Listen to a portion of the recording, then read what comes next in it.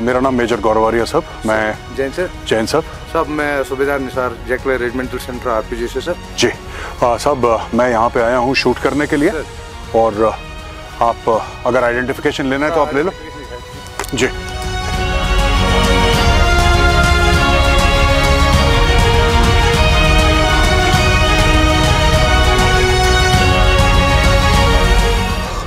दोस्तों, यहाँ से एंट्री हो गई है और आप चलते हैं जैकलाई सेंटर में। All the security checks are done and we are good to गो।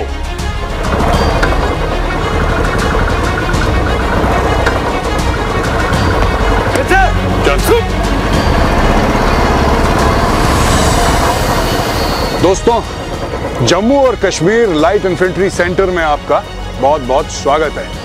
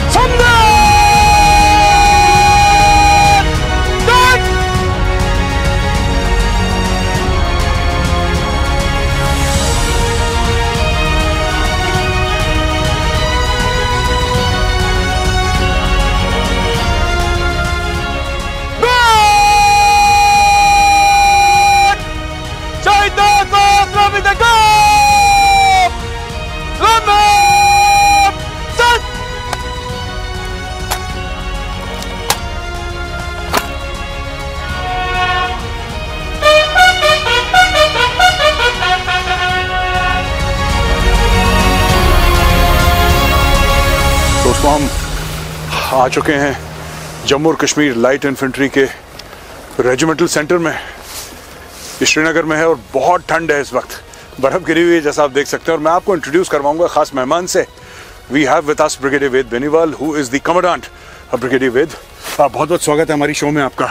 बहुत शुक्रिया, और हम भी आपका बहुत ही तहे दिल से आपका जैकलाई रेजिमेंटल सेंटर में इस्तकबाल करते हैं। Thank you very much. तो आइए आपसे कुछ बातें हो जाएं। ब्रिगेडियर वेद, ये रेजिमेंटल सेंटर आपका कितना पुराना है, रेजिमेंट कब रेज हुई, इसके बारे में ज़रा थोड़ा सा बताइए हमारे व्यूअर्स को। हमारी रेजिमेंट की जो हिस्ट्री है वो बहुत ही यूनिक है और इसमें हम बहुत ही अपने आप को फ़ख्र महसूस करते हैं कि एक हमारी रेजिमेंट एक इकलौती ऐसी रेजिमेंट है जो एक्चुअली में रेज नहीं हुई थी, बट उस टाइम के हालातों के मद्देनज़र रखते हुए ये एक तरह से इवॉल्व हुई थी जी। And therefore I can say that it was born in battle and baptized by blood. 1947 में अक्टूबर में जब जम्मू कश्मीर स्टेट एक इंडिपेंडेंट स्टेट थी जी। और उस वक्त पाकिस्तानी कबायली और पाकिस्तानी आर्मी का एक मिक्स टुकड़ी ने जम्मू और कश्मीर के ऊपर हमला किया उसको कैप्चर करने के लिए। उस वक्त यहाँ की जो आम आवाम है उन्होंने हथियार उठाए उसको रेसिस्ट करने के लिए, और इसलिए वो वॉलंटरी फोर्स के रूप में एक तरह से Jammu and Kashmir light infantry regiment का पैदाइश शुरू हुई। और बाद में इनको अलग अलग प्लाटून्स कंपनीज में ऑर्गेनाइज़ किया और इंडियन आर्मी यहाँ आने के बाद उनकी ट्रेनिंग स्टार्ट की। और इस तरह से उस वक्त जो है ये अलग अलग हिस्सों में जम्मू एंड कश्मीर के अलग अलग नाम से जानी जाती थी। जैसे कश्मीर में घाटी में इसको नेशनल डिफेंस गार्ड के नाम से जानते थे, पुंछ में पुंछ स्काउट्स के नाम से जानते थे, और जम्मू के एरिया में बल सेना और डिफेंस गार्ड स्काउट्स के नाम से जानते थे। नुब्रा और ले में ले मिलिशिया और नुब्रा स्काउट्स के नाम से जानते थे। फिर उसके बाद 47-48 की जो सर्दी शुरू हुई और बहुत सारी भारी बर्फ़ पड़ गई जी, तो लड़ाई में थोड़ा सा एक लल आ गया और उस वक्त जो है इनको प्लाटून्स और कंपनीज में ऑर्गेनाइज़ किया। और इसी दौरान भारत सरकार ने 14 Jammu and Kashmir militia battalions को रेज करने की इजाज़त दी और इस तरह से इनको ऑर्गेनाइज़ किया गया और इंडियन आर्मी के ऑफिसर्स पोस्ट किए गए मिलिशिया में। और इस तरह से हमारी 14 बटालियंस जे.एंड.के मिलिशिया की बनी और इनको कंट्रोल करने के लिए एक फोर्स हेडक्वार्टर जो है बनाया गया J&K मिलिशिया फोर्स हेडक्वार्टर, जो उसकी स्थापित किया गया हफ्त चिनार में, जो कि श्रीनगर डाउनटाउन में है जी। सब्सिक्वेंटली जो है ये फोर्स हेडक्वार्टर को कन्वर्ट किया गया रेजिमेंटल सेंटर में, और हम पहले 14 J&K मिलिशिया रहते रहे। फिर हमारा जो है हमारी बटालियंस ने 1962 वॉर, 1965 वॉर और 71 वॉर में जो है हिस्सा लिया। 62 वॉर के बाद 7 और 14 J&K मिलिशिया बटालियंस जो कि ले एरिया में थे, उनको कन्वर्ट कर दिया गया लद्दाख स्काउट्स में। अच्छा। और वो जो है चले गए मिनिस्ट्री ऑफ डिफेंस के अंडर रेगुलर इंडियन आर्मी। अच्छा। और 71 वॉर में हमारा जो बेहतरीन प्रदर्शन रहा, जिसमें हमारे 3 बटालियन ऑनर्स और थिएटर ऑनर्स हमारी बटालियंस ने हासिल किया। उसके बाद 1972 में J&K मिलिशिया को एक रेगुलर इन्फेंट्री रेजिमेंट में कन्वर्ट कर दिया गया, और जो प्रेजेंट नाम है Jammu and Kashmir light infantry, ये रिक्रिश्चनिंग हुआ 1976 में। तो ये हमारी एक बहुत ही यूनिक हिस्ट्री है, जो दूसरी बटालियन से रेजिमेंट्स के हिसाब से थोड़ा अलग है। अच्छा, एक और मैं आपसे कहानी पूछना चाह रहा था, इसके पहले हम ट्रेनिंग की बात करें। ये मकबूल शेरवानी का बड़ा एक इंडियन आर्मी में भी, और एक बड़ा एक नाम तो है, एक बड़ा रोमांस भी है, because young person, very young person who puts his life on the line for the nation की मैं उसको पता था कि क्या होगा उसके साथ, ऑनेस्टली। बिल्कुल। ये मकबूल शेरवानी की कहानी जरा सुनाइए। सो मकबूल शेरवानी साहब जो है एक यंग टीचर थे। अच्छा जी। Who also became part of this voluntary force जी। और ये बारामूला के रहने वाले थे। तो जब कबायलीज और पाकिस्तानी सेना की जो मिक्स टुकड़ी इन्होंने मुजफ्फराबाद से स्टार्ट किया, उसके बाद उरी आ गए, उरी को कैप्चर किया और बारामूला में आकर के उन्होंने जो तबाही मचाई, उस दौरान ये उन्होंने जो है मदद जाननी चाहिए श्रीनगर की तरफ आगे बढ़ने के लिए। तो मकबूल शेरवानी साहब ने अपना दिमाग लगाया, क्योंकि तब तक इंडियन आर्मी की बटालियन यहाँ नहीं पहुँची थी उनको रोकने के लिए जी। तो उन्होंने जब श्रीनगर का रास्ता पूछा, तो उन्होंने उनको एक गुमराह किया और कुपवाड़ा की तरफ उनको डायरेक्ट कर दिया, कबायलियों को। तो लेकिन थोड़ी देर के बाद उनको एहसास हुआ कि ये तो गलत रास्ते जा रहे हैं। हाँ। तब उन्होंने फिर उसको मकबूल शेरवानी साहब को जो है उस टाइम पर जो 2nd J&K मिलिशिया के हिस्सा थे जी, उनको जो है उनको फिर फाइनली उन्होंने बारामूला में ला करके उनको जो है he was killed in Baramulla and फिर 2nd J&K मिलिशिया बटालियन को हम आज भी जो 2nd जैकलाई है जी, उसको शेरवानी मकबूल शेरवानी बटालियन बोलते हैं। अच्छा, ब्रिगेडियर वेद, मैं आपसे ये पूछना चाह रहा हूँ कि you know all infantry regimental centres have similar training pattern, क्योंकि वो आर्मी हेडक्वार्टर से अप्रूव होता है और आर्मी हेडक्वार्टर कहता है कि जी ये मानकों पर आपको ठीक पहुंचना पड़ेगा, या आपको ठीक से you have to reach the standards. आपने यहाँ पे कुछ यूनिक भी कर रखा है ट्रेनिंग में, और आपने एक अलग फ्लेवर दे रखा है ट्रेनिंग का, जैसे कि अनआर्म्ड कॉम्बैट की बात है, या इंडोर रेंजेस हैं आपके, या इंडोर आपके, ये सब आपने क्यों करा? इंडोर पे भी है, आउटडोर तो होता ही आपका, इंडोर भी होता है, why is that? So Jammu and Kashmir light infantry regimental centre एक तो श्रीनगर में है, जहाँ वेदर कंडीशंस बहुत कंड्यूसिव नहीं है ट्रेनिंग के लिए। जैसे आप देख रहे हैं पूरे चारों तरफ बर्फ पड़ी हुई है जी। लेकिन इन हालातों के बावजूद ट्रेनिंग कॉम्प्रोमाइज़ नहीं हो सकती है जी। इसलिए हमारा फोकस है कि हम जो हमारा इंफ्रास्ट्रक्चर है उसको हम वेदर प्रूफिंग करें। तो बहुत सारे हमने ऐसा इंफ्रास्ट्रक्चर क्रिएट कर रखा है जो कि इंडोर है, इंक्लूडिंग फिजिकल एक्टिविटी के लिए जी। और उसके अलावा हमने कुछ इनिशिएटिव्स नए स्टार्ट किए हैं, जिसके अंदर हमारे जो इंस्ट्रक्टर्स हैं वो टॉप नॉच इंस्ट्रक्टर्स होने चाहिए। तो इसके लिए हम पहले बेस्ट इंस्ट्रक्टर्स अपने यूनिट से लेते हैं, उनका हम प्रोबेशन कराते हैं पहले। जो प्रोबेशन क्लियर करेगा उसी को हम रिटेन करेंगे, जैसे कि हम ऑफिसर्स एकेडमी में करते हैं। हाँ हाँ। और उसके अलावा जो हमारे पास जो अग्निवीर अभी ट्रेनिंग कर रहे हैं, उनकी 10 हफ्ते की पहले वो बेसिक मिलिट्री ट्रेनिंग होती है, उसके बाद 21 हफ्ते की एडवांस मिलिट्री ट्रेनिंग होती है। तो जैसे ऑफिसर्स एकेडमी में हम रोटेशन में अपॉइंटमेंट्स बनाते हैं जी ऑफिसर कैडेट्स को, वो मैं कल देख रहा था, AUO JUO बिल्कुल एकेडमी टाइप का आपने कर रखा है। सो इसलिए अग्निवीर्स को भी, ताकि वो एक आगे बढ़ कर के अपने सेक्शंस की जिम्मेवारी समझ सके, उनकी जिम्मेवारी ले सकें एज लीडरशिप जी, क्वालिटीज उनमें इम्बाइब करने के लिए हमने एक वो सिस्टम शुरू कर रखा है, जहाँ पर अग्निवीर को भी रोटेशन में अपॉइंटमेंट्स बनाया जाता है। अच्छा, हमने छोटा छोटा जो है यहाँ पर एक पैच है जिसमें एक जंगल पैच है, तो उसके अंदर जंगल ट्रेनिंग शुरू कर दी है जी। और जिसके अंदर वो पेट्रोलिंग कैसे करेंगे, उनका बेसिकली फील्ड क्राफ्ट हमने इम्प्रूव करना है जी। तो field craft and battle craft बहुत इंपॉर्टेंट है, बिकॉज जैसे ही ट्रेनिंग खत्म होगा तो they will go back to the units जी। एंड यूनिट्स में they will get expose to the field conditions जी। तो वो फील्ड कंडीशंस को हम सिमुलेट करने की कोशिश करते हैं। और हमारी कोशिश है कि आज की तारीख में technology is very important. So technology का कैसे एब्जॉर्प्शन हो सकता है, हाँ। तो उसके लिए smart classrooms, weapon training simulators भी है जिसके अंदर सेक्शन लेवल तक के वेपन्स जो है फायर कर सकते हैं, और अलग अलग टाइप की एक्सरसाइज में होती है, जजमेंटल एक्सरसाइज भी होती है जिसके अंदर लाइव एक वीडियो शूट हो रखा है जिसके अंदर आप फायर करेंगे तो आपको इफेक्ट भी आता है फायर का, प्लस रिकॉइल भी इफेक्ट महसूस होता है। You have the actual feel के लिए। हाँ जी। अच्छा, एक बात बताइए, ये भी मैंने देखा है कि आप किसी भी आरआर में जाइए, हो कुमाऊं की हो, सिख की हो, गढ़वाल की हो, गोरखास की हो, महार की हो, मराठा की हो, किसी की भी राष्ट्रीय राइफल्स हो, रेजिमेंटल एफिलिएशंस होते हैं सबके, वहाँ पे आपको जैकलाई के बंदे जरूर मिलेंगे। You will always find a component of Jacklai. You will find maybe one JC or some other ranks. But every अच्छा, जो गढ़वाल की आरआर है उसमें आपको सिख ट्रूप्स नहीं मिलेंगे, या सिख ट्रूप्स में जो मद्रास के नहीं मिलेंगे, लेकिन JAK LI is the only regiment of the Indian army who has a component in every RR battalion. ऐसा क्यों है, इसकी डिमांड क्यों है, और इसको टैक्टिकली और स्ट्रेटेजिकली साउंड क्यों माना जाता है, ऐसा करा क्यों इंडियन आर्मी ने?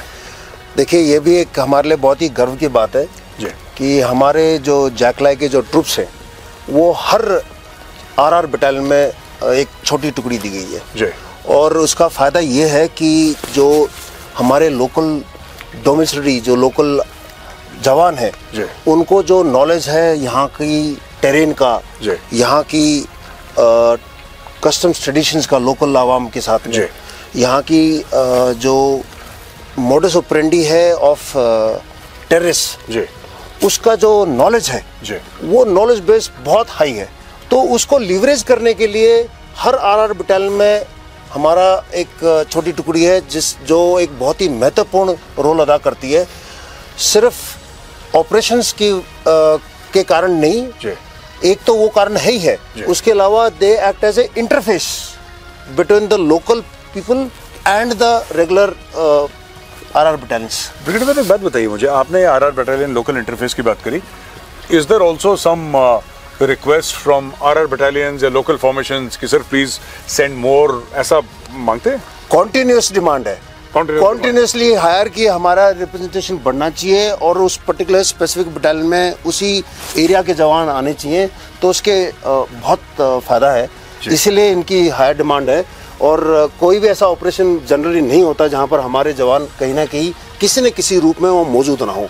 और इसके अलावा मैं आपको ऑल्सो बताना चाहूँगा कि हमारे दो बहुत ही स्पेशलाइज्ड बटालियंस हैं, 162 एंड 161 होमंत बटालियंस, जहाँ के the troop composition is totally local. तो ब्रिगेडियर वेद, बहुत बहुत धन्यवाद, लेकिन उसके पहले कि हम ये इंटरव्यू ख़त्म करें, मैं उस वॉल के बारे में जानना चाहता हूँ जो हमारे पीछे वॉल है। दोस्तों, ये वॉल है और हम ब्रिगेडियर वेद से रिक्वेस्ट करेंगे कि इस वॉल के बारे में हमें बताएं। वॉल हमने क्रिएट की है जिसके ऊपर दो तीन चीज़ें हैं। एक है कि हमारे 3 इंसिग्निया आपको नज़र आ रहे हैं। हाँ जी। सबसे पहला वाला इंसिग्निया था जब हमारी रेजिमेंट का इनिशियली 2 मस्केट्स हैं और एक हल का निशान है टॉप में। अच्छा। तो वो हल दर्शाता है कि मस्केट्स दर्शाते हैं कि जो हमारी आवाम ने शुरू में हथियार उठाए थे पाकिस्तानी रेडर्स के खिलाफ, और हल दर्शाता है कि ये वो लोग थे जो कि कॉमनर्स थे जम्मू एंड कश्मीर के, जो अधिकतर फार्मर्स थे, आम लोग जी। तो it's a combination of the two to represent that. On the right side आप देखेंगे तो उसमें हल की लोकेशन चेंज हो गई है। हाँ। और फाइनली जो आज की तारीख में जो हमारा इंसिग्निया है वो सिर्फ 2 मस्केट का रह गया, क्योंकि अब तो रेगुलर जो है भर्ती होनी शुरू हो गई है और ये एक रेगुलर इन्फेंट्री रेजिमेंट हो गई है। और साथ में लिखा हुआ बलिदानम वीर लक्षणम। सो बलिदानम वीर लक्षणम का मतलब है the sacrifice is virtue of the brave. So that is our motto. Excellent. Thank you very much Brigadier Ved for speaking to us. It was an honor and a privilege and बहुत सारी चीज़ें हमें पता लगी हैं. And now with your permission we'll go to the rest of the locations inside the regimental center और हम देखते हैं. But let me compliment you. बड़ा खूबसूरत regimental center है आपका. बहुत बहुत शुक्रिया आपका. Thank you very much. शुक्रिया. Thank you major Arya. Thank you.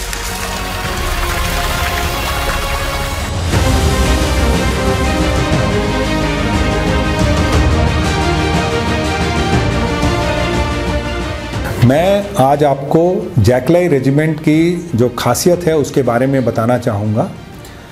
जैकलाई regiment का जन्म 1947 में जब पाकिस्तानी रज़ाकार JNK में उन्होंने अटैक किया था हमारे इंडिपेंडेंस के बाद, तो यहाँ की जो लोकल जनता थी और लोकल पॉपुलेशन थी ये एक स्पॉन्टेनियस वॉलंटियर फोर्स की तरह खड़ी हुई थी और इन्होंने इन रज़ाकर्स को रोक के रखा था जब तक कि भारतीय सेना आके डिफेंस को नहीं संभाला था और उनको खदेड़ा नहीं था. जो हमारी रेजिमेंट की अगली खासियत है वो ये है कि ये इंडिपेंडेंस के बाद रेस की गई रेजिमेंट है और जिसने पोस्ट इंडिपेंडेंस आज की डेट में शायद सबसे ज़्यादा ऑनर्स एंड अवार्ड्स जीते हैं. हमारी रेजिमेंट की अगली खासियत ये है कि हमारी जो रिक्रूटमेंट होती है वो सिर्फ स्टेट JNK और लद्दाख के लोगों से होती है और यही लोगों को, और ये क्योंकि ये इस जगह से आते हैं तो यही जो JNK के लोग हैं और लद्दाख के लोग हैं यही एक कल्चरली एक धागे में बन जाते हैं और ये बहुत ही अच्छे तरीके से परफॉर्म करते हैं. हमारी रेजिमेंट के जो रेजिमेंट है वो इवन भारत की जो विविधता है उसको दर्शाती है. हमारे रेजिमेंट के जवान जो JNK और लद्दाख से आते हैं इनके ये हिंदू, मुस्लिम, सिख, ईसाई, बौद्ध सब लोग एक ही छत के नीचे रहते हुए पूजा करते हैं, एक ही छत के नीचे बैठ के खाना खाते हैं, एक ही साथ मिल के ट्रेन करते हैं और ऑपरेशंस में जाते हैं.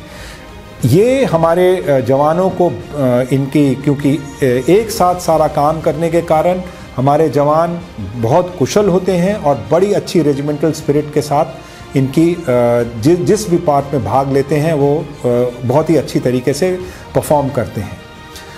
हमारी रेजिमेंट की जो अगली खासियत है जिसके बारे में मैं बताना चाहूँगा वो ये है कि जब हमारे कोई भी रिलीजियस फंक्शन होता है तो चाहे हमारे जवान किसी भी रिलीजन को बिलोंग करते हैं बढ़ चढ़ के हर रिलीजन में पार्ट लेते हैं और जो ड्यूटियां होती हैं अगर हिंदू पर्व का फंक्शन है तो मुसलमान जाके ड्यूटी देते हैं और हमारे जवानों को इस तरीके से उनको फ्री करते हैं ताकि वो अपने रिलीजियस फंक्शंस को सेलिब्रेट कर सकें. ये चीज़ हमारे में एक दूसरे को जोड़ती है और बहुत ही अच्छी तरीके से हम लोग अपना काम कर पाते हैं.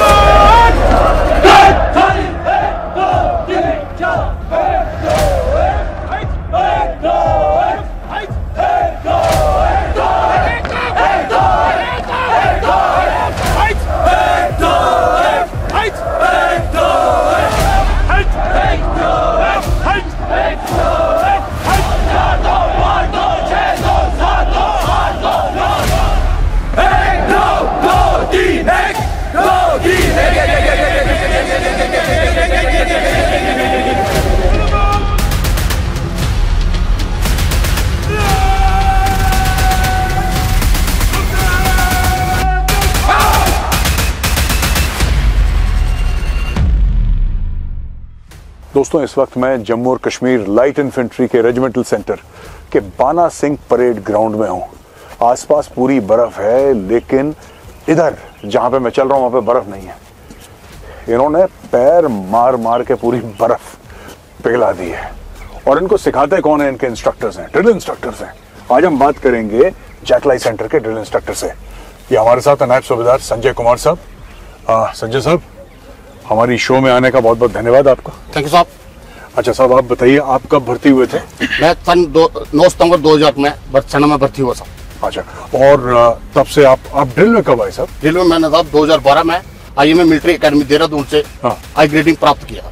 तब से तो आपको क्या लगता है कि जब आप जैसे यहाँ पे यंग रिक्रूट्स हैं, अग्निवीर है सब, तो उनको ट्रेन करने का सबसे ज्यादा चैलेंजिंग बात कौन सी होती है कि या इसमें बड़ी दिक्कत है, इसमें बड़ा मुझे ये ठीक करवाना है इनका, वो कौन सी चीज? शुरू में जब अग्निवीर जब रिक्रूट्स सेंटर में आता है तो उसको ड्रिल का कोई नॉलेज नहीं होता, ना उस डिसिप्लिन के माहौल में डला होता है। उसकी बेसिक मूवमेंट से लेकर उसको लाइन में ले जाना, लाइन में रहना, खाना पीना, उसका ड्रेस पहनना और उसको ड्रिल स्क्वायर के बारे में पूरी जानकारी, उसकी बेसिक मूवमेंट हम ड्रिल नर्सरी में चेक करते हैं। उसके बाद फिर हम उसको इस ड्रिल ग्राउंड में लेकर आते हैं। अच्छा, एक और बात बताइए साहब, ये जैसे जितने भी लोग हैं तो इनके क्या कोई इंजरी भी होती है शुरू में, या आप बोलते हैं कि ठीक है पहले हम आपको यहाँ पे परेड ग्राउंड में नहीं करवाएंगे, हम आपको सॉफ्ट ग्राउंड में करवाएंगे, कुछ ऐसा भी होता है? जी साहब, शुरू में हम इनको 2 महीने के लिए सॉफ्ट ग्राउंड में ड्रिल कराई जाती है जी। और जो ड्रिल की बेसिक मूवमेंट होती है उसको हमारी क्लोइनस ड्रिल नर्सरी और ओपन ड्रिल नर्सरी में इनको मूवमेंट सिखाई जाती है। अच्छा। जब ये पूरे प्रिपेयर हो जाते हैं तो फिर हम इनको ड्रिल ग्राउंड में DM बूट और अम्यूनिशन शूज के साथ लाते हैं। अच्छा, उसी के दौरान अगर कोई इंजरी वगैरह जो कुछ होता है तो हमारे पास जो अपना फिजियोथेरेपी खुला हुआ है उसमें हम रिक्रूट्स को ट्रीटमेंट देते हैं। अच्छा साहब, एक और बात बताइए, इनकी राइफल के साथ ड्रिल कब शुरू होगी? इनकी राइफल ड्रिल एडवांस में शुरू होती है। अच्छा, तो अभी बेसिक चल रहा है? अभी इनका बेसिक चल रहा है। जब ये एडवांस जाएंगे तब एडवांस में आप इनकी राइफल की ड्रिल भी शुरू करेंगे इंसास के साथ। जी सब लोग ड्रिल करेंगे। ठीक है साहब, बहुत बहुत धन्यवाद आपका। दोस्तों, we have here with us Naik Aamir Manzoor. कैसे हैं आमिर आप? थैंक यू साहब, ठीक ठाक साहब। अच्छा आमिर, आपकी कब की भर्ती है? मैं साहब 2014 में भर्ती हो गया था साहब। उसके बाद साहब 2015 में मेरी पासिंग आउट पीरियड हुई। उसके बाद जो मेरी पेरेंट यूनिट 5 जगली पड़ी थी साहब, फिर मैं 5 जगली अपनी यूनिट में गया था साहब। तो फिर आपको ड्रिल का शौक कहाँ से पड़ा? ड्रिल का शौक साहब, जैसे कि हम यूनिट में जाते हैं तो बाकी जो परेडें होती है, जैसे RDC परेड होती है और कुछ भी जैसे गार्ड माउंटिंग टाइप, जैसे गार्ड ऑफ ऑनर जैसी परेडें होती है, जैसे कहीं पायलट चलते हैं हम साहब। तो साहब जो ड्रिल चीज का जो शौक मेरे को पड़ा साहब, क्योंकि ड्रिल वाला जो होता है उसका साहब एक डिसिप्लिन अलग थलग का होता है। बिल्कुल होता है। बाकी भी साहब सेना में जो सैनिक होते हैं साहब, उनसे एक अलग थलग सा एक उसका डिसिप्लिन टर्नआउट अलग थलग दिखता है साहब, इसलिए मैंने ड्रिल चुना साहब। अच्छा, और आपने भी फिर कोर्स करा इसका? जी साहब, मैंने 2022 में साहब ADC एडवांस कोर्स जो मैंने किया इंडियन मिलिट्री एकेडमी में मैंने किया था साहब, जिसमें मैं आई ग्रेडिंग प्राप्त की और साथ में मैं सेकंड बेस्ट स्टूडेंट भी रहा अपने कोर्स का साहब। अच्छा, तो उसके बाद आप यहाँ पे आ गए? जी साहब। और अब आप इनकी ट्रेनिंग कर रहे हैं? बिल्कुल साहब। आपको क्या लगता है कि जब ड्रिल, कौन सी सबसे ज्यादा कॉमन गलती है जो कोई भी रिक्रूट करता है? अग्निवीर पीछे आपके खड़े हैं, कॉमन गलती कौन सी है और कॉमन गलती को आप ठीक कैसे करते हैं? सबसे कॉमन गलती जब वो आता है परेड ग्राउंड में साहब, जैसे कि जब अग्निवीर पहले इधर आता है साहब, तो सबसे हम पहले उनको सिखाते हैं ड्रेस का कैसे पहनना है उसका। उसके बाद साहब जो बात धीरे धीरे उसका हम आल टू आल जो ड्रिल की स्टैंडिंग मूवमेंट पहले दिखाते हैं साहब, पहले वो बताते हैं हम उनको।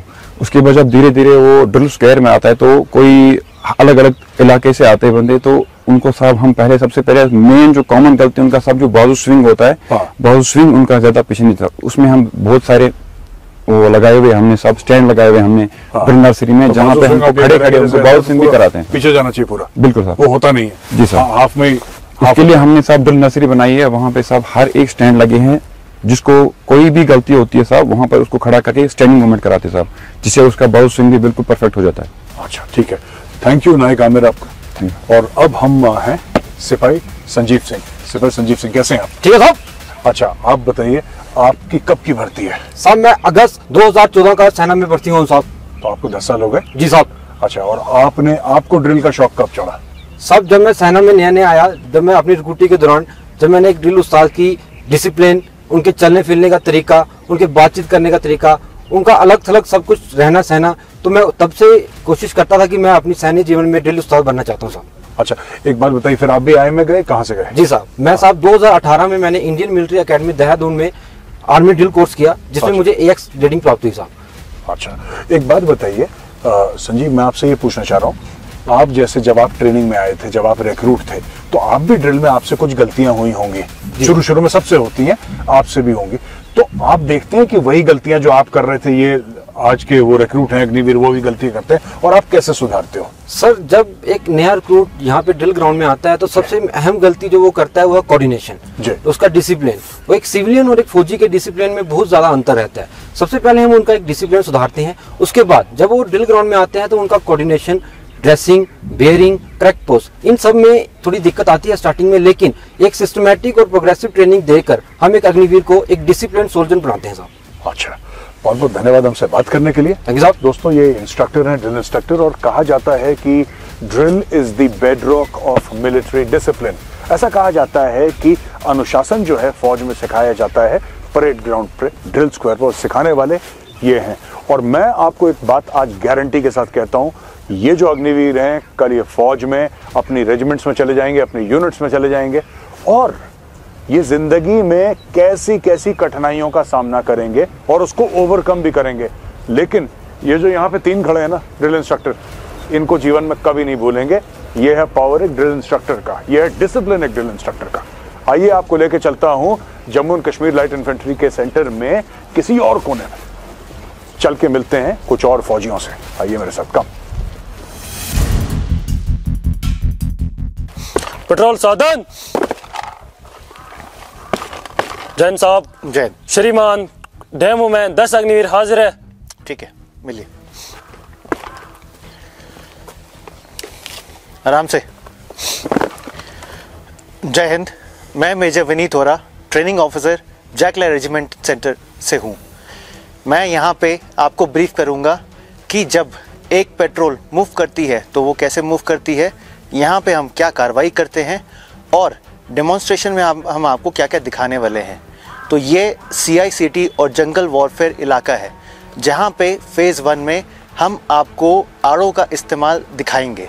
यह पेट्रोल आड़ों का इस्तेमाल करते हुए 6 पॉइंट्स क्रॉस करेंगी, उसमें से नेगोशिएट करते हुए, ऑब्स्टिकल्स को बंकर बस्टिंग करते हुए, टेररिस्ट को न्यूट्रलाइज करते हुए आगे बढ़ के कार्रवाई दिखाई।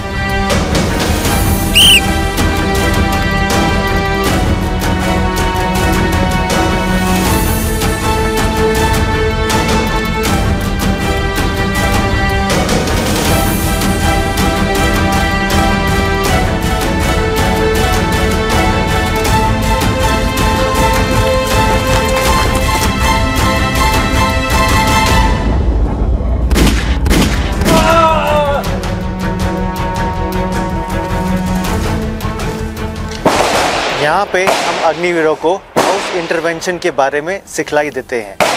हाउस इंटरवेंशन CICT के इलाके में एक अहम भूमिका निभाता है।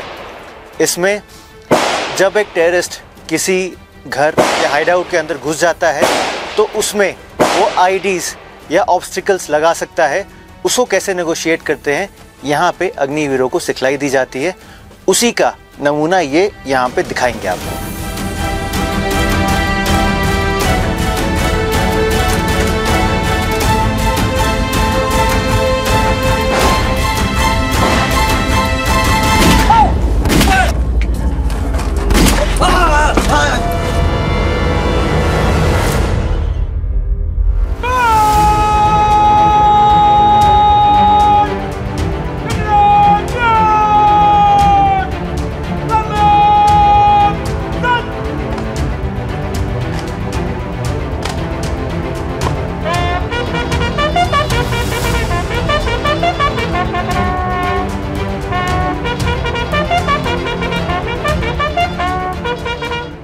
मैं lieutenant colonel Mukesh Sharma, adjutant JAK LI regiment centre. Quarter guard एक किसी भी इस्टेब्लिशमेंट या यूनिट का बहुत ही महत्वपूर्ण अंग है। क्वार्टर गार्ड एक यूनिट का मोरल, मोटिवेशन और डिसिप्लिन को दर्शाता है।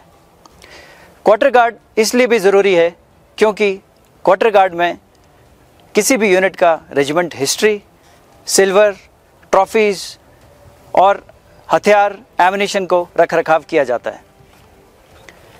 सबसे महत्वपूर्ण कलर्स जो किसी भी रेजिमेंट, जिसको निशान भी बोलते हैं, भी इस क्वार्टर गार्ड में निगरानी के अंदर रखा जाता है। इसलिए और भी महत्वपूर्ण हो जाता है कि क्वार्टर गार्ड में 2400 घंटे गार्ड को रखा जाए। इसी कार्रवाई को पूरा करने के लिए गार्ड माउंटिंग की कार्रवाई की जाती है। गार्ड माउंटिंग की कार्रवाई दिन में 2 बार या फिर किसी वीआईपी के विजिट के दौरान भी की जा सकती है, या किसी इमरजेंसी या कंटीजेंसी सिचुएशन में भी इसको किया जा सकता है। गार्ड माउंटिंग के दौरान एक नई गार्ड पुरानी गार्ड से चार्ज लेती है और गार्ड कमांडर अपनी नई गार्ड को अपने टास्क, उसका हथियार, एमिनेशन और कार्रवाई से वाकिफ कराता है। ये सभी कार्रवाई किसी एक ड्यूटी जेसीओ ऑफिसर या ड्यूटी ऑफिसर की निगरानी में किया जाता है, ताकि सभी जवानों को अपना टास्क पूरी तरीके से पता हो। जय हिंद। दोस्तों, इस वक्त मैं जम्मू और कश्मीर लाइट इन्फेंट्री के रिकॉर्ड्स सेक्शन में हूं। यहां पे हर एक जवान का रिकॉर्ड रहता है, किस दिन वो भर्ती हुआ, किस दिन वो डिस्चार्ज हुआ, उसकी पे, अलाउंसेस एंड पेंशन। लेकिन दोस्तों, एक और बहुत बड़ी बात है जो फौज को एक मजबूत कड़ी में जोड़ती है, वो है एक्स सर्विसमैन वेलफेयर और वो है वीर नारी, जिनके पतियों ने, जिनके भाइयों ने, जिनके बेटों ने देश के लिए अपनी जान दे दी। मेरे लिए बहुत सौभाग्य की बात है, it's a matter of great honour and privilege that I have with me in front all these ladies. और ये हैं कौन, मैं आपको ये बताना चाहता हूं। मैं आपकी बात भी करवाऊंगा, इनसे बात भी सुनाऊंगा इनकी आपको। लेकिन this is the spine of the Indian army. ये भारतीय सेना की ताकत है। और जब आप कहानियां सुनेंगे तब आपको पता लगेगा व्हाट इज ट्रू ब्रेवरी। जो सियाचिन में लड़ रहा है वो भी वीर है, जो line of control, line of actual control में है, जो हिंटरलैंड में ऑपरेशंस कर रहा है वो भी वीर है। लेकिन जब आप इनकी कहानियां सुनेंगे तब आपको यह पता लगेगा कि ये किसी से कम नहीं है। Their sacrifice can not be measured. मैं फिर कहूंगा, it's a matter of great honour and privilege to be with them today. नमस्ते। आपका नाम क्या है? रब्बी बानो सर। और आप कहाँ की रहने वाली हैं? डिस्ट्रिक्ट कुलगाम से बिलोंग करती हूँ। आप दोनों कुलगाम के हैं? जी सर। अच्छा, पहली बात तो आप सब लोगों का बहुत बहुत शुक्रिया कि आप यहाँ पे आए इस ठंड में हमसे मिलने के लिए। बहुत बहुत धन्यवाद आपका। आप क्या स्टोरी है ये बताइए। सर एक्चुअली मेरे साथ क्या हादसा हुआ है, मेरा 18 साल का बेटा था। हाँ। जो कार एक्सीडेंट में शहीद हो गया है। हाँ। तो दूसरे दिन उनके पापा उनको दफनाने के चक्कर में घर आए थे, तो मिल्टन हमारे घर में आके उसको भी शहीद कर दिए। तो 2 दिन में मेरे घर से 2 अर्थियां निकली है सर। जी सर। अच्छा, तो पहला आपका पहले मेरा बेटा चला गया, तो दूसरे दिन मेरा पति भी शहीद हो गया सर। और घर पे आके उनको पता लग गया कि ऐसा होगा, तो फिर वो आए और उन्होंने घर पे? जी सर। ये घर में आके उसको शहीद किया है सर। जी। और उसके बाद फिर फौज आई वहां पे? जी सर। और जी सर, फौज के हम तो बड़े आभारी हैं सर। उन्होंने, हमारी फौज ने हमारे साथ कंधे से कंधा मिलाकर हमारी मदद की है तब से आज तक सर। जी। हमें तो अपनों ने छोड़ा है, लेकिन जकलई में रेजिमेंटल है या 162 TA है, या हमारा 31 सवेरिया है, जो भी कश्मीर की फौज है, ये हमें कंधे से कंधा मिलाकर चलते हैं सर। अच्छा। हमें गर्व है सर इस बात पे कि मेरे पति ने फौज में शहादत दी है और फौज हमारी हर शहर से ध्यान रखती है। जी। A to Z sir. जी। खुश हैं हम फौज से। जी सर। बहुत बहुत शुक्रिया आपका। नमस्ते। जय हिंद सर। जय हिंद। वालेकुम सलाम। आपका नाम क्या है? परवीना बानो सर। जी सर। अच्छा, परवीना बानो जी। और आप कहाँ की रहने वाली हैं? पुलवामा की है सर। अच्छा, पुलवामा की। जी सर। मैं आपसे पूछना चाहता हूँ कि क्या हुआ सर। मेरा उस दिन मेरा पति और मैं क्वार्टर में थी, मेरा हस्बैंड ऑन ड्यूटी इनकाउंटर में शहीद हुए सर। मैं बहुत शुक्रगुजार हूँ आर्मी की, इंडियन आर्मी की और जकलई रिकॉर्ड ऑफिस के यूनिट की सर, 31 सवेरे और सैनिक बोर्ड की सर। उन्होंने मेरे साथ बहुत बहुत मदद किया उन्होंने सर। एक बात बताइए, कैसे हुआ जब इनकाउंटर हुआ? तो कहाँ पे हुआ इनकाउंटर ये? जब उस दिन मैं सर क्वार्टर में थी, मेरा बच्चा एक 2 साल का था, दूसरा 2 महीने का था, जो दूसरा लड़का है सर। अच्छा। मैं उस दिन क्वार्टर था, हमारा पति ऑन ड्यूटी है सर। अच्छा। जी सर। इनकाउंटर में। और ये कहाँ पे हुआ था इनकाउंटर? सुंबल सोनावारी। सुंबल सोनावारी सर। अच्छा। जी सर। सर उस दिन मैंने सुबह से पता लगा हमारा पति देश के लिए शहादत दिया। फिर सर उसके बाद में क्वार्टर में 6 महीने, उसके बाद भी क्वार्टर में सर 1 साल के लिए सर। जी सर। मगर मैं बहुत शुक्रगुजार हूँ रिकॉर्ड ऑफिस और यूनिट की है सर, जिला सैनिक बोर्ड बहुत मदद किया मैंने। एक बात बताइए, ये जब तो इमीडिएटली जब ये चीज हुई तो फिर जाहिर सी बात है आप फौजी एरिया में ही थे। जी सर। तो लोग आ गए और भी कुछ लेडीज आ गई और सब लोग अफसर सब लोग आ गए। जी सर। वो जो उस दिन अफसर जो सीओ साहब की मैम है वो ही सुबह से मेरे घर आई, उन्होंने बहुत मदद किया सर मैंने। अच्छा। उसके बाद भी मैं 1 साल क्वार्टर में थी यहाँ पे। जी सर। उसके बाद मैंने जो बड़े बेटे हॉस्टल में यहाँ से पढ़ाई करके गए 9th क्लास तक सर। अच्छा। जकले रिकॉर्ड ऑफिस से सर। अच्छा। जी सर। बहुत बहुत शुक्रगुजार हूँ आर्मी की है सर। नहीं। मैं बहुत खुश हूँ। मेरा एक तरफ दुख है मेरा पति शहीद हो गई, दूसरी तरफ में खुशी है मेरा पति आर्मी में सर्विस करते हैं सर, क्योंकि बहुत मदद मिली थी। क्यों टाइम टू टाइम पूछते, हाल चाल भी पूछते, हमारे घर आते, जो भी आसपास कोई भी यूनिट या कोई भी जो कंपनी है आर्मी की पूछते हाल चाल आते हैं। जी सर। मैं बहुत शुक्रगुजार हूँ मेरा हस्बैंड फौज में। जय हिंद सर। जय हिंद। आप कहाँ के रहने वाले हैं? अनंतनाग की। मैं बशस रोजान इस्लाम अनंतनाग में। कश्मीरी जबान बहुत अच्छी खूबसूरत जबान है, आप कश्मीरी बोलिए, अच्छा लग रहा है। जी ठीक है। तो और फिर उसके बाद जब आपको पता लगा तो आप कहाँ थे उस वक्त? उनसे पूछो। उस टाइम में अपने ससुराल में थी सर। हाँ, आज शाम को वो शहीद हुआ है, कल सवेरे पता लग गया हमको वो शहीद हुआ है। एक बंदा आया था आर्मी से ही था, वो आया था, उन्होंने बोला घर में ही वो शहीद हुआ।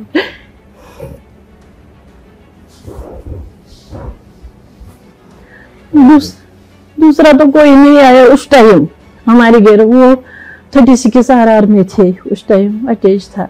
अच्छा। तो कोई बंदा नहीं आया हमारे घर आर्मी ने। बहुत मिलिटेंसी उस टाइम थी जी। हाँ, मिलिटेंट भी बहुत थे। आगे देशबारा तक वो आर्मी की गाड़ी में आए थे, तो वहाँ में मेरा देवर गया था, उसको लाने के लिए सिविल गाड़ी में वहाँ पे लाया गया घर। तो फिर उस टाइम पता नहीं क्या हुआ। मेरी एक बेटी 3 साल की थी, एक तो 8 महीने की थी। फिर 13 साल में घर में ही था, उसी ससुराल में थे। 13 साल बाद ससुराल वालों ने भी निकाल दिया घर से आपको।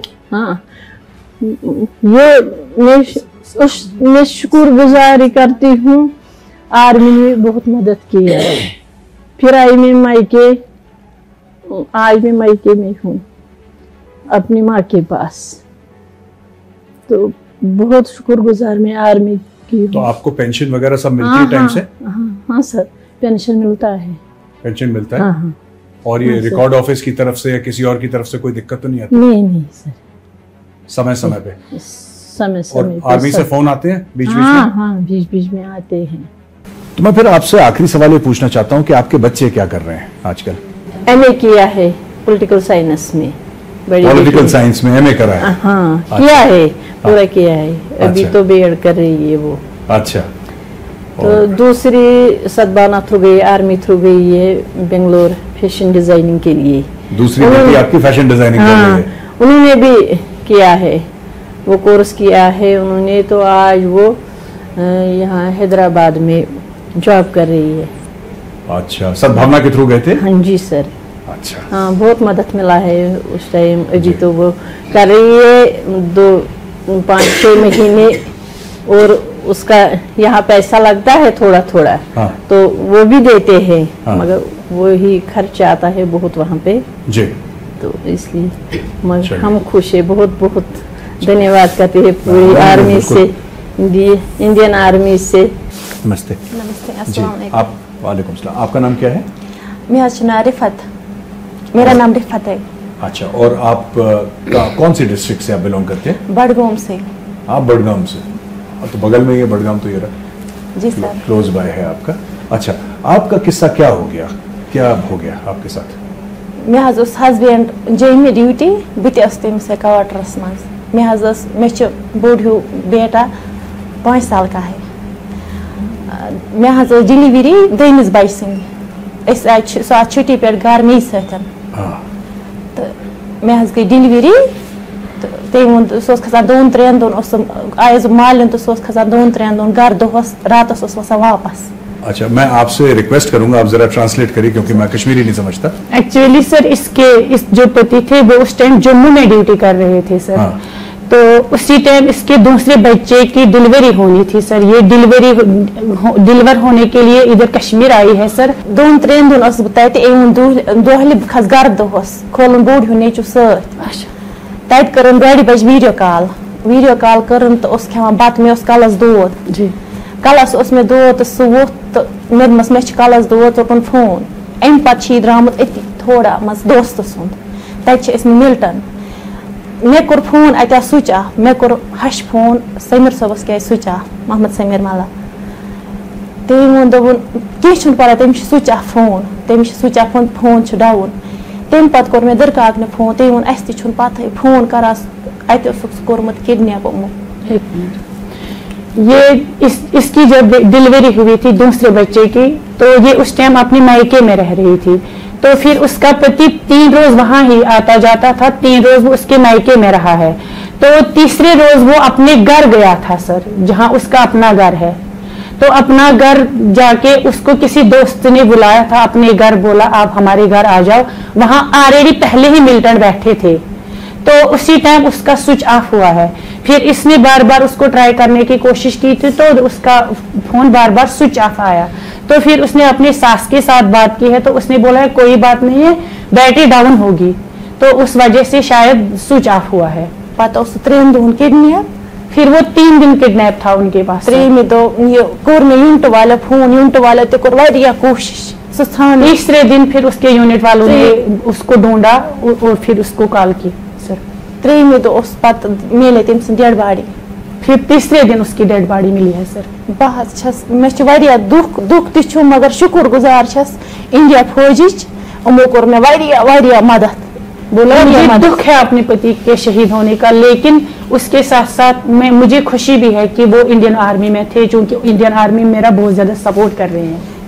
खासकर सैनिक बोर्ड से शुक्रगुजार हूँ, उन्होंने खासकर सैनिक बोर्ड ने मेरी ज्यादा मदद की। जी सर, बहुत बहुत धन्यवाद आप सबका हमसे बात करने के लिए। जो वीरता ये अभी दिखा रहे हैं और जो वीरता उन्होंने, जो एक कहते हैं ना this character, that inner strength, आप ये देखिए इसकी कोई सीमा नहीं है। कितने प्रेशर में, समाज के प्रेशर में, और मिलिटेंट्स ने, टेररिस्ट ने हमला कर दिया, किसी के पति को जान से मार दिया, उसको शहीद कर दिया। तो ये सब एक ऐसे माहौल में लड़ना, फिर समाज से लड़ना। मेरी रिक्वेस्ट यहां पे रहेगी सिविल एडमिनिस्ट्रेशन से, हर जगह जो डिस्ट्रिक्ट में सिविल एडमिनिस्ट्रेशन है, कम से कम जम्मू और कश्मीर में एक ऐसी नियुक्ति हो हर एक जो डिस्ट्रिक्ट मैजिस्ट्रेट है उसके ऑफिस में, जहां पे क्लियर कट कि भाई कोई वीर नारी है, उसके खिलाफ जुल्म नहीं होना चाहिए। क्योंकि जब सोल्जर लड़ता है, जब देश के लिए वो अपनी छाती पे गोली खाता है, उसके पास एक अश्योरेंस होना चाहिए कि मेरे पीछे मेरी फैमिली सुरक्षित है, मेरी फैमिली सेफ है, and there is somebody looking after my family. देखिए इंडियन आर्मी तो करती है, आपने सुना इन लोगों ने क्या बोला, लेकिन सिविल एडमिनिस्ट्रेशन को इस चीज का ध्यान रखना पड़ेगा कि वीर नारी ये एसेट हैं देश के, एंड ये कह रहे हैं कि हमारे बच्चे भी फौज में जाएंगे, कुछ के तो हैं भी बच्चे फौज में, दे आर अंडरगोइंग ट्रेनिंग। तो ये जज्बा है कि आप देखें कि कितना बड़ा आपका नुकसान हुआ, कितना बड़ा लॉस, शायद इससे बड़ा कोई लॉस नहीं होगा, लेकिन उसके बाद भी ये जज्बा है कि देश के लिए कुछ करना है, फौज के लिए कुछ करना है। मेरी अपील है सिविल एडमिनिस्ट्रेशन से कि जरा इस तरफ भी आप गौर कीजिए।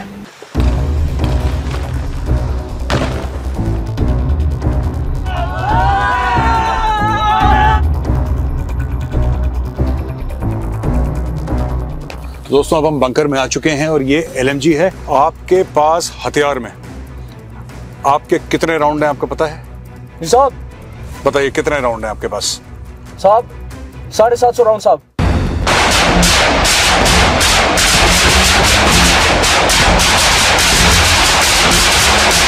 आपको कौन सा ऐसा ऑपरेशन था जिसके लिए आपको कीर्ति चक्र मिला?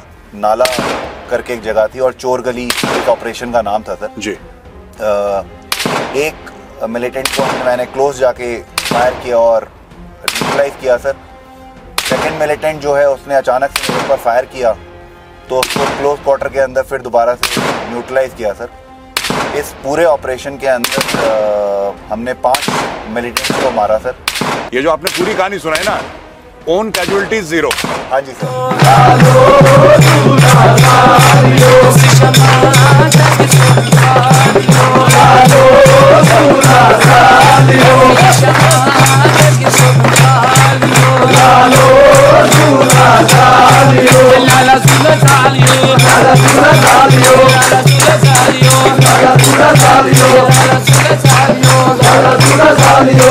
बहुत बढ़िया, वेरी गुड।